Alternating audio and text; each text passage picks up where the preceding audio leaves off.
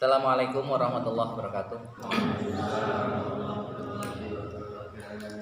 A'udzu billahi minasyaitonir rajim. Bismillahirrahmanirrahim. Qala al-musannif rahimahullahu taala wa nafa'ana bi 'ulumihi wa mitana bi asrarihi wa afi alaina bi barakatihi fid dharaini amin Allahumma amin. Hal-hal yang merusak wudu, nawaqidul wudu. Kalau dibahasakan Indonesia membatalkan, tapi kalau batal artinya jadi berbeda, tapi makna yang sebenarnya merusak keabsahan wudu. Ada 4 hal yang merusak keabsahan wudu. Wudu kita rusak, artinya tidak bisa digunakan untuk ibadah, tidak sah apabila terjadi salah satu dari 4 penyebab. Yang pertama al-kharij min ahadis sabilaini, baik min kubulin ataupun duburin. Ada sesuatu yang keluar dari salah satu jalan, baik itu jalan depan ataupun jalan belakang. Sesuatu yang keluar baik dari kubul ataupun dubur, apapun bentuknya, baik itu bentuk angin seperti kentut ataupun bentuk lainnya, baik bentuknya padat ataupun cair ataupun bentuknya gas, cair, padat, semua membatalkan wudhu kecuali mani. Kalau mani tidak membatalkan wudhu. Kalau madi itu membatalkan wudhu. Mbak Tijah orang ngerti Pak ora dungane dhewe urung wudhu. Oh ngertos. Jadi madi itu membatalkan wudhu, sementara mani tidak membatalkan wudhu tapi mewajibkan mandi. Yang kedua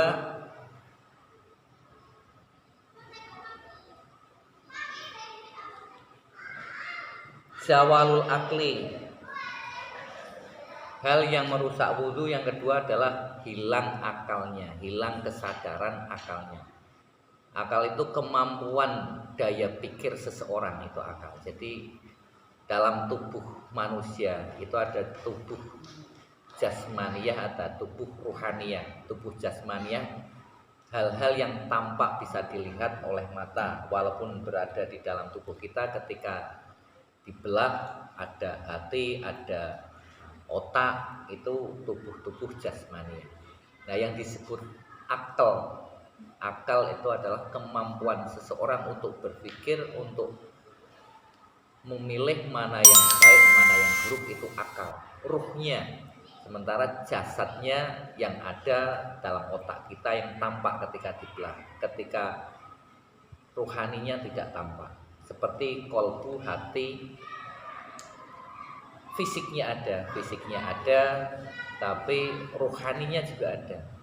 Ketika hati kita mampu merasakan mana yang baik, mana yang buruk, ketika hati kita kroso deg-degan, kroso lap-lapan, itu bagian dari ruhani. Dirasani karo wong atine teratap, lap-lapan, deg-degan, itu bagian dari ruhani kita. Bagian jasmani ini hati yang tampak itu. Demikian pula pada mata, pada panca indera dan lainnya ada ruhani dan jasmani, karena kita diciptakan oleh Allah secara jasmani dan ruhani. Seperti kemampuan saraf yang tampak ada dan yang tidak tampak ada. Sifat refleks seseorang, sifat kecerdasan seseorang, itu adalah ruhani, tidak tampak. Sementara sarafnya tampak, otaknya tampak.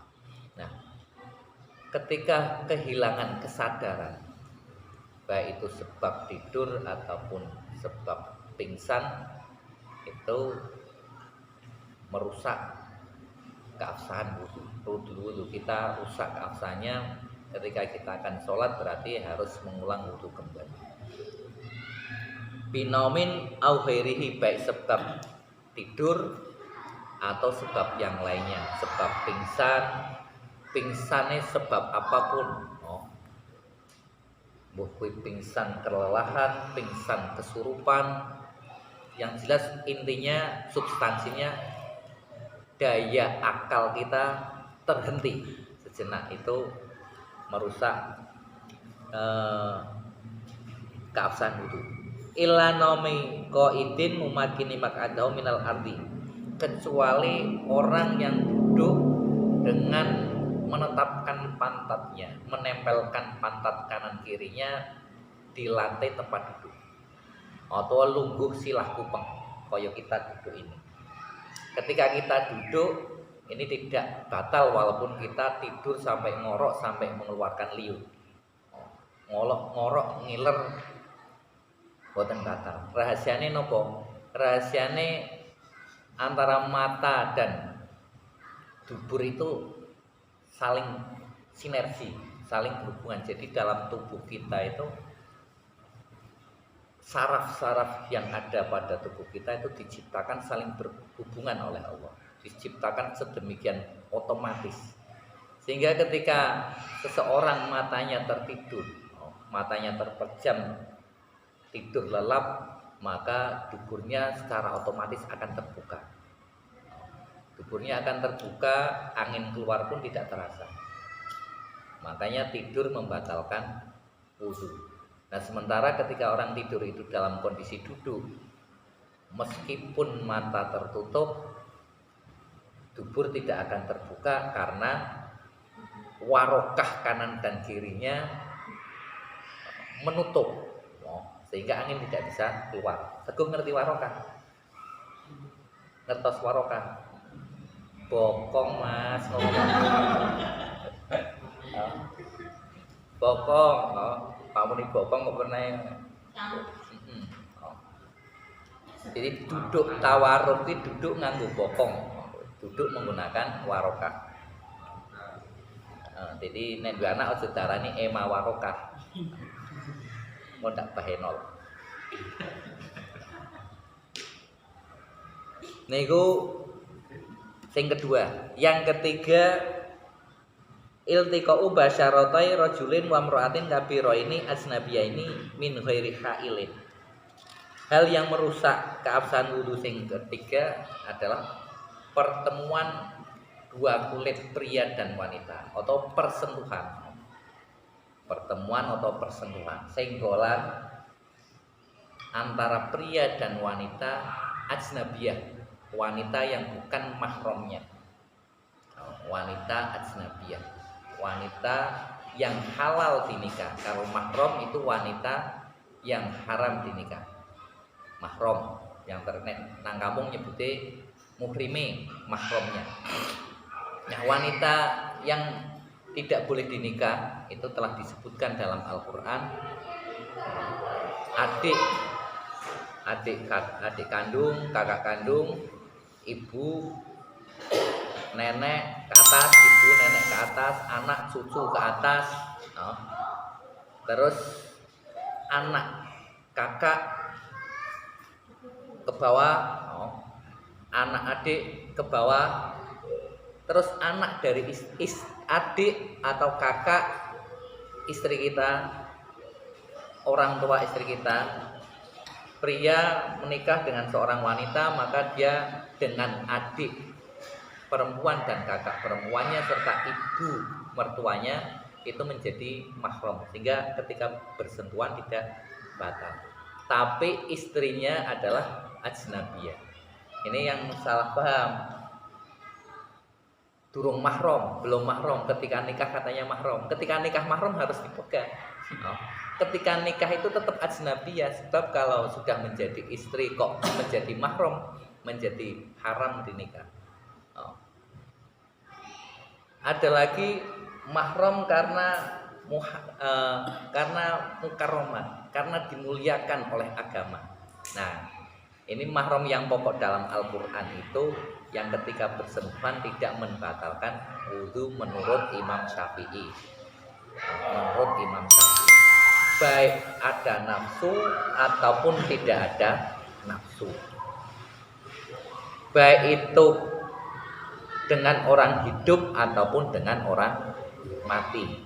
Hanya saja ini ada salah pahaman ya.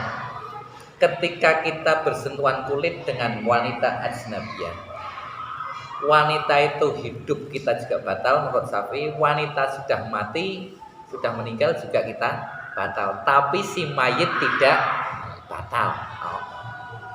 Jadi sok geger nang kamu ana wong keluargane orang duwe anak lanang, sing nyemplungke bocah lanang wong liya.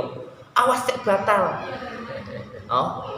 Nah batal ya Pak ora mek wudu maneh. Mayite iku ora batal. Cumane kesenggol, Pak dikosok-kosok tetep ora batal. Kula rasa kuwatir. Mayit batal kok makuli, kok bali wudune maneh. Jadi kena Safinah ana keterangane maksudnya. Nang Safinah nek ngerti keterangane ora usah kudu di Safinah ada keterangan di tengah bahwa bersentuhan dengan wanita itu batal walau mayitan, senajan mayit, tapi keterangan berikutnya tapi mayite ora batal. Mayite orang rusak wudune. Istilah gampang wong Indonesia nyebute batal. Padahal rusak wudune. Sing rusak wudune sing urip. Nah, ana mahram krana dimulyakake agama. Nek bersentuhan tetep batal. Umpami Mas Anuri kuwi Mas Wiwit duwe bojo. Bojone Mas Wiwit kuwi wis dadi mahram kanggo wong lanang kabeh. Artinya tidak boleh dinikah, haram dinikah. Tapi haram dinikah itu karena dimuliakan oleh agama telah menjadi istri dari seorang suami. Tapi nek senggolan ya tetap batal. Nek senggolan tetap batal karena mahramnya karena dimuliakan oleh agama, dimuliakan oleh Rasulullah telah menjadi istri suami, telah menjadi istri pria lain, maka tidak boleh dinikah. Jadi nek wis dibujuk rasa dirayu Mas Teguh.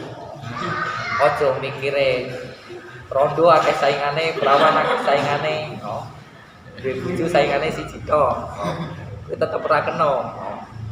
Niku mahram krana dimulyake oleh agama, nek senggolan tetep batal. Jadi nek karo bojone tetep batal. Karo bojone tetep batal, karo adine, karo mbayune bojone, karo maratuwa, simak maratuwa, simbah maratuwa sak pendhuwur. Niku mboten batal. Anake adi tekan putune adi sak pengisor mboten batal karena telah menjadi mahramnya. Sementara sang istri tetap ajnabiyah. Niku krana tiru artis semua asal ngomong. Jadi asal mulanya artis yang aku tahu orang TV. Belum mahramnya, tak istinikah dari mahram itu keliru. Nah itu sebab baik nafsu atau tidak nafsu, sengaja atau tidak sengaja, tanpa hail, tanpa penghalang. Orang ono klambine. Ki secara fikih, tapi aja dumeh nek ngemeke ora candak kulit, ora batal nganggo taman Mas Teguh dek ngiringi kepe anggo klambi ya candak klambi tontok ora batal. Iku mlebune pelajaran akhlak, Jadi itu soal batal apa ora. Terus syarat sing hal nomor 4 sing terakhir, hal yang membatal, yang merusak keabsahan wudu, masuk kubulil adami au halqati duburi tibatni rohati au butunil asobi. Sing terakhir yang keempat, menyentuh kubul atau dubur anak Adam dengan batin telapak tangan atau batin asobi. Jadi ketika kita pertemukan antara tangan dan kanan dan kiri, ini yang tidak tampak adalah batin. Nah, ketika menyentuh dengan batinnya ini, maka wudunya batal. Tapi anak Adam itu meskipun bayi, meskipun si cilik, Mas Teguh, Pak Gedio sepiro wek jaran ora iki. Karena bukan anak Adam. Wek jaran ora apa-apa, wek gajah ora apa-apa, tapi nek anak Adam batal. Nah, sing dieling-eling 4 hal ini yang merusak keabsahan wudu. Saya salah paham. Saman wis wudu mlaku nang dalan nyandung tembeleh. Oh. Kuwi ora batal wudune, ora rusak wudune. Cuma saman sandak najis, terkena najis maka wajib disucikan najisnya. Wudunya tidak rusak, tidak harus diulangi. Saman wis wudu Pak, mangkat salat, Pak jamaah remu salat. Domongi simake, "Guh, teguh, babon prek-prekan sekel dhisik dicodol." Oh, iso nondoke durung dicodol. Oh. Dicodol kan jentik lebokke iki. Iso nondoke mak sepedet purungi. Cukup pisau be. Oh. Tidak merusak wudu. Nenek itu wudu mana ora entuk, Bah? Ya entuk, sing larang sapa? Oh. Orang kayak gini secara hukum mek ngerti niku tidak membatalkan, tidak merusak keabsahan wudu. Hanya candak najis wajib disucikan najisnya. Mula bersuci niku dalam fikih ono bersuci dari hadas, ono bersuci dari najis. Karena berbeda. Nah, nek ngemeke kukur-kukure ora nggo telapak tangan ya ora kae iki. Oh, Mas Teguh. Nah, nek dikukur ke kancane, ya kancane sing batal ora kena Mas Teguh. Oh. Terus halaqati dubur. Sing perlu dieling halaqati dubur niku lingkaran ora usah bayangke ku gerek di motebot wae. Oh. Sing nggo BAB niku lingkaran mubeng niku nek dismek sampean gatel kukur-kukur ana opone kae itu sing kaya singkat itu kerawiten. Iki jadi keterangan halaqati dubur niku kula gak entuk keterangan warna loro. Gerek jenengan panut sing ndi? Ana keterangan sing ngandhake ya iki lambene mubeng iki. Oh, dudu lambe iki tapi Mas Teguh, lambe mubeng iki nggon dhuwur. Kan tipis nih kok. Oh. Ana sing ngandhake termasuk wirune kene. Oh, kan ana rempele kae. Oh. Kerut-kerute. Ha iki kerut-kerut iki termasuk halaqah. Jadi nek kukur-kukur mek tekan halaqah kuwi termasuk rusak keabsahan wudu. Itu 4 hal sing merusak keabsahan wudu. Selain 4 hal tersebut niku boten batalke, boten rusak keabsahan wudu. Jadi sing dipahami adalah substansinya. Ora beda, maksudnya ora paham substansine kok kaken hal sing batalke wudu. Ora beda kaya muni anjing kuwi najis. Ditakoki, "Mas Teguh, anjing laut priye hukume?" "Ya najis." Nah ono anjinge, padahal anjing laut. Oh, karena orang ngerti substansine anjing kuwi ya kalbun, mau sing disebut kalbun nang Quran kuwi. Nek nang laut ora darane kalbun, ora kalbul bahri ora bahasa Arab e. Oh, anjing laut ora. Kayak kan binatang laut, karena semua binatang laut ojo maneh si urip, bangkainya pun halal. Lah iki nek ora ngel bocah dek anjing laut najis apa ora. Niku kita belajar memahami substansi dari sebuah pelajaran tersebut. Nah, 4 hal itu yang membatalkan, yang merusak keabsahan wudu kita. Jika salah satu terjadi, maka wudu kita sudah tidak bisa digunakan lagi untuk melakukan ibadah baik sholat, membaca Quran dan lain-lainnya yang mensyaratkan wudu. Demikian yang bisa kita pelajari bersama pada sore ini. Semoga bermanfaat untuk kita, untuk keluarga kita, generasi kita. Allahumma amin. A'udzubillahi minasyaitonirrajim. Bismillahirrahmanirrahim. Alhamdulillahirabbil alamin. Allahumma shalli ala sayyidina Muhammadinil fatihi lima ughliq wal khatimi lima sabaq nasiril haqqi bil haqqi wal hadi ila siratikal mustaqim wa ala alihi wa sahbihi haqqa qadrihi wa miqdaril azim. Allahumma shalli ala sayyidina Muhammadin sholatan tatqau biha anna ta'na wa ta'un ya amruhu idza arada syai'an ayyaqula lahu kun fayakun.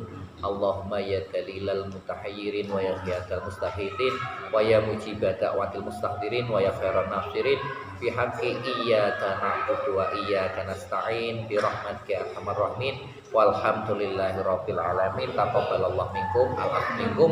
Wassalamualaikum warahmatullahi wabarakatuh.